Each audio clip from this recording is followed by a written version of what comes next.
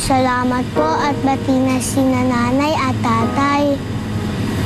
Basta, tatay, huwag mo na ulit sasaktan si nanay, ha? Hindi na, Joy. I-bless niyo po ang tatay ko at ang nanay ko. Ang tita Monica ko po at ako. Good night, Papa Jesus. Good night, Nay. Good night. Good night, Tay. Good night. Oh, sige. Higa ka na. Okay lang, wala. Oh, higa ka na. Sige, pasok ka lang. Yan.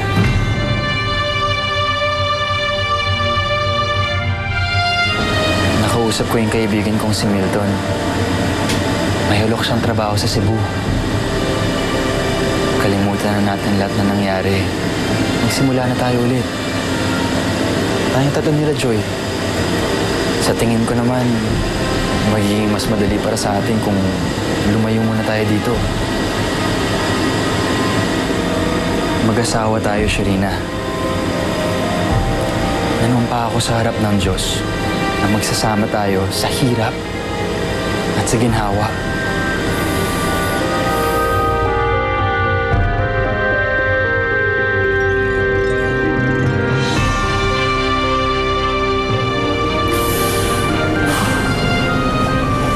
Hindi ako titigil, Sharina.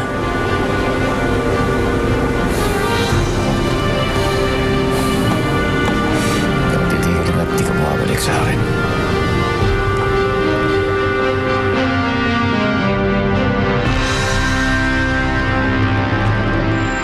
Hindi mo, nakalaya ka na pala. Parang si Emmy. Hindi ko alam. Kung magsisinungaling sa akin, Tigyo. Ronald, kung bukal talaga sa loob mo na tumulong sa akin, sino ba naman ako para tumanggi pa, di ba? Pero Monica, kung desidido ka talaga, alam ko makakalakad ka pang muli. Daddy! Magbabalik ka na po ba kayo ni Mami ulit? Hirapan ka maintindihan ng lahat ngayon. Totoo bang may iba ka ng mahal? Oo, Sunshine. Hindi mo ako mahal! Ayoko na sa'yo! Nung nalaman ko na buhay pa si Benji, naisip ko, parang dinaya kami. Tinanggal sa amin yung pagkakataon na sana magkasama kaming dalawa ni Benji. Si Nelson at si Joy ang pamilya ko.